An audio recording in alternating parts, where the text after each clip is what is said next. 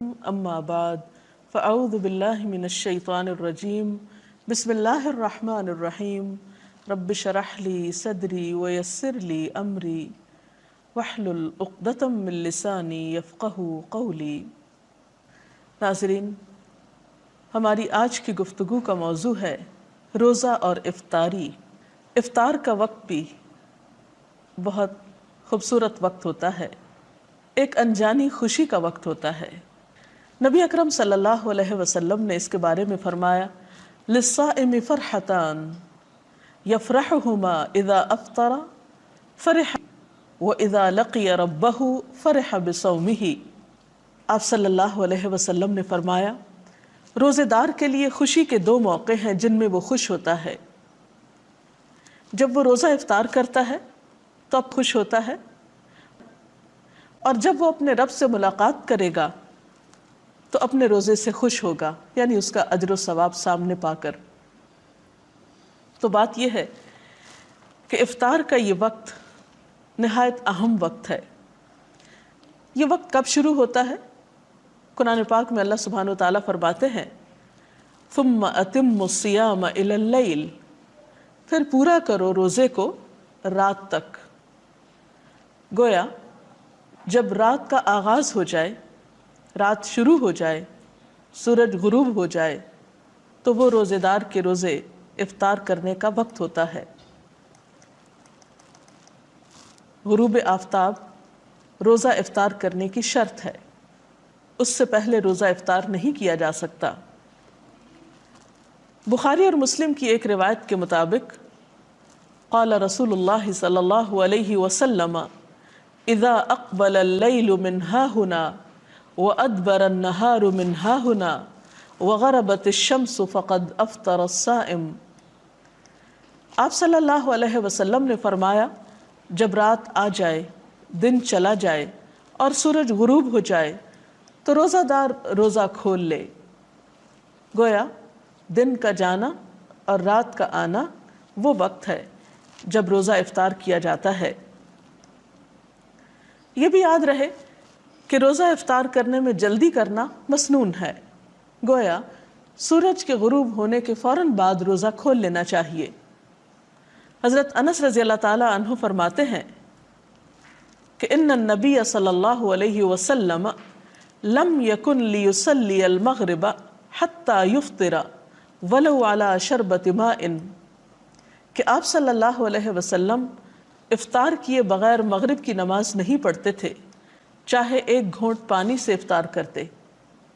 گویا اس سے یہ بھی پتہ چلتا ہے کہ افطار کا وقت مغرب کی نماز سے پہلے کا ہے، یعنی نماز نہیں پڑھنی چاہیے جب تک کہ افطاری نہ کر لی جائے۔ حضرت سہل بن سعد سے روایت ہے کہ رسول اللہ صلی اللہ علیہ وسلم نے فرمایا، لوگ برابر بھلائی پر رہیں گے جب تک کہ روزہ کھولنے میں جلدی کریں گے۔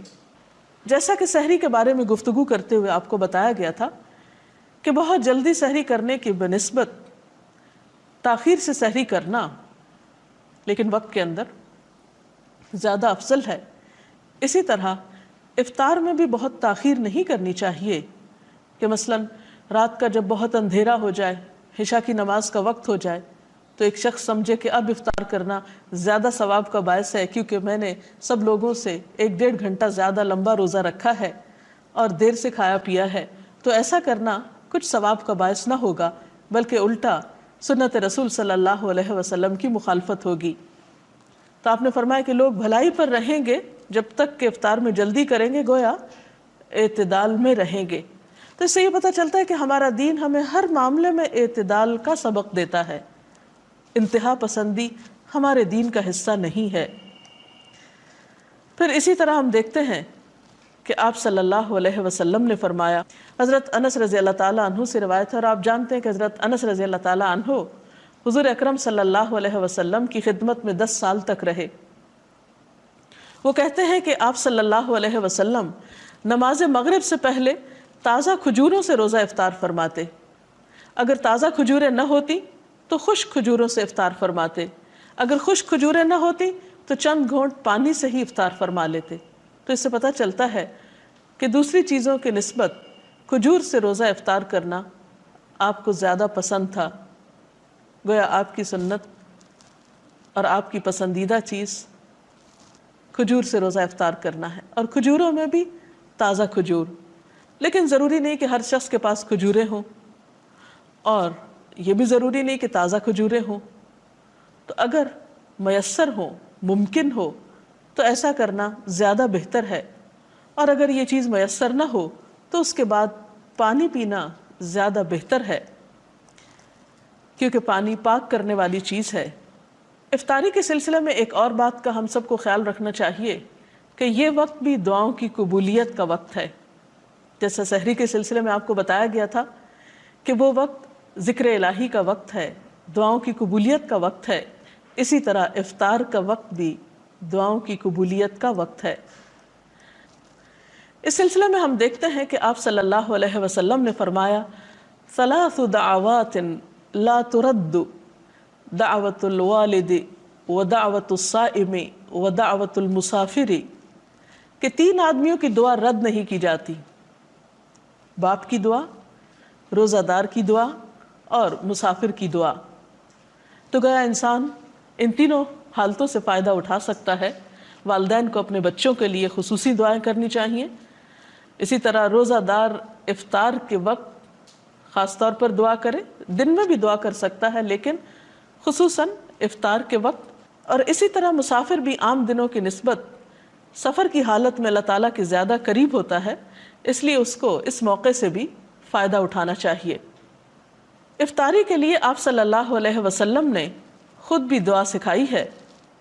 عن ابن عمر قال كان النبي صلی اللہ علیہ وسلم اذا افطر قال ذهب الظمأ وابتلت العروق وثبت الاجر ان شاء اللہ، جس کا ترجمہ ہے پیاس ختم ہو گئی، رگیں تر ہو گئیں اور روزے کا ثواب پکا ہو گیا انشاءاللہ۔ اسی طرح افطار کی کچھ اور دعائیں بھی آپ نے سکھائیں۔ حضرت معاذ بن زہرہ سے روایت ہے کہ نبی صلی اللہ علیہ وسلم جب روزہ افطار کرتے تو فرماتے، اللہم لک صمت وعلی رزقک افطرت۔ اس کا ترجمہ ہے، اے اللہ تیرے ہی لیے میں نے روزہ رکھا اور تیرے ہی رزق پر میں نے افطار کیا۔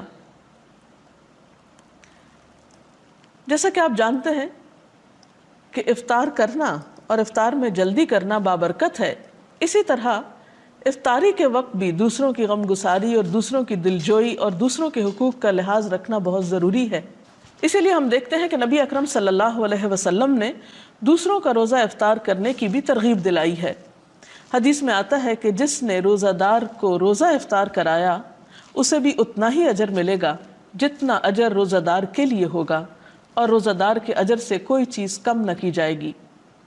تو اس سے پتہ چلتا ہے کہ اگر ایک انسان دوسروں کے روزے افطار کرانے کا اہتمام کرتا ہے تو وہ ایک بہت بڑے اجر کو سمیٹتا ہے۔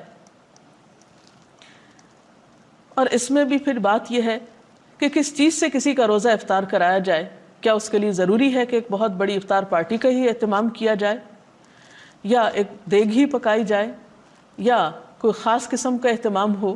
نہیں، یہ ثواب ہر وہ شخص پا سکتا ہے کہ جو لسی کا ایک گھونٹ یا ایک کھجور یا پانی کا ایک گھونٹ پلا کر ہی کسی کا روزہ افطار کراتا ہے، اس کو بھی یہ سارا اجر و ثواب حاصل ہوتا ہے۔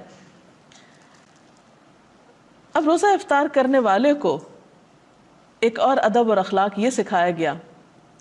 اب آپ دیکھیے کہ روزہ افطار کرانے والے نے تو یہ اجر پا لیا، لیکن جو شخص روزہ افطار کر رہا ہے اسے جواب میں کیا رویہ اختیار کرنا چاہیے، اسے بھی ایک ادب اور اخلاق سکھایا گیا کہ وہ افطار کرانے والے کے لیے دعا کرے، اور وہ دعا بھی آپ صلی اللہ علیہ وسلم نے خود سکھا دی۔ عن انس قال كان رسول الله صلی اللہ علیہ وسلم اذا افطر عند قوم قال افطر عندكم الصائمون واكل طعامكم الابرار وتنزلت عليكم الملائکہ۔ حضرت انس روایت کرتے ہیں کہ نبی صلی اللہ علیہ وسلم جب کسی کے ہاں روزہ افطار فرماتے تو ان کو یہ دعا دیا کرتے تھے، افطر عندكم الصائمون واكل طعامكم الابرار وتنزلت عليكم الملائکہ، جس کا ترجمہ ہے روزہ دار تمہارے ہاں روزہ افطار کرتے رہیں، نیک لوگ تمہارا کھانا کھاتے رہیں اور فرشتے تمہارے ہاں نازل ہوتے رہیں۔ تو گویا اس سے یہ پتہ چلتا ہے کہ اس موقع پر دوسرے کا دل خوش کرنا اور اس کے لیے اچھی اچھی دعائیں کرنا ایک بہترین عمل ہے۔ تو آج کی گفتگو کا خلاصہ یہ ہے کہ روزہ مکمل کر کے افطار کرنا چاہیے، افطار میں جلدی کرنی چاہیے، افطار کے لیے افضل چیز کھجور اور پانی ہے، افطاری کے وقت دعائیں کرنی چاہیے اور مسنون دعا یاد کر لینی چاہیے، اگر یاد نہ ہو تو لکھی ہوئی سامنے رکھ کر پڑھ لینی چاہیے۔ اسی طرح دوسروں کا روزہ افطار کرانے کا بھی اہتمام کرنا چاہیے، لیکن اس معاملے میں بھی اعتدال کی ضرورت ہے۔ ایسا نہ ہو کہ اس اہتمام میں پڑھ کر انسان اپنی مغرب کی نماز بھی کھو دے یا تراویح کے لیے ہمت ہار بیٹھے۔ ہمارا دین اعتدال کا دین ہے، اس میں ایک طرف اللہ کے حقوق ہیں اور دوسری طرف بندوں کے ہیں، اور دونوں ہی اپنی جگہ بہت اہم ہیں۔ اگر اس سلسلے میں آپ کا کوئی سوال ہو تو آپ کر سکتے ہیں۔ ابھی ہم نے آپ کی گفتگو میں سنا کہ افطاری کا وقت جو ہے وہ دعاؤں کی قبولیت کا ٹائم ہے، لیکن عام طور پہ ہمارے گھرانوں میں دیکھا گیا ہے کہ اس وقت افطاری کی تیاری میں زیادہ دھیان ہوتا ہے اور دعاؤں کی طرف جو ہے وہ دھیان کم ہوتا ہے، تو اس چیز کو کیسے امپروو کیا جا سکتا ہے؟ جی شکریہ۔ افطار کا وقت سحری کے وقت کی طرح ایک بہت بہترین وقت ہوتا ہے، دعاؤں کی قبولیت کا وقت ہوتا ہے، اور عام طور پر دیکھا گیا ہے کہ افطاری کی تیاری میں اتنا وقت لگ جاتا ہے کہ دعا کرنا بھی بھول جاتے ہیں، اور آخری وقت تک کچھ نہ کچھ پکایا جاتا رہتا ہے یا لگایا جاتا ہے، اور اسی میں سارا وقت گزر جاتا ہے۔ اس سلسلے میں بات یہ کہ ایک تو اوور ایٹنگ روزے کے سارے مقصد کو ختم کر دیتی ہے، پھر بعض اوقات طبیعت میں اتنی گرانی ہوتی ہے کہ اس کے بعد نماز جو ہے وہ ایک بہت بوجھل اور مشکل کام محسوس ہوتا ہے، پھر اسی طرح اسراف بھی ہوتا ہے۔ تو اس میں بھی اعتدال کی ضرورت ہے۔ انسان افطاری کی تیاری میں اگر جلدی کرے اور آخری وقت یعنی روزہ افطار کرنے سے پہلے کے کچھ لمحات جو ہیں وہ تمام کاموں کو چھوڑ کر خصوصی طور پر دعائیں کرنے میں گزارے تو یہ ایک بہت بہترین عمل ہوگا۔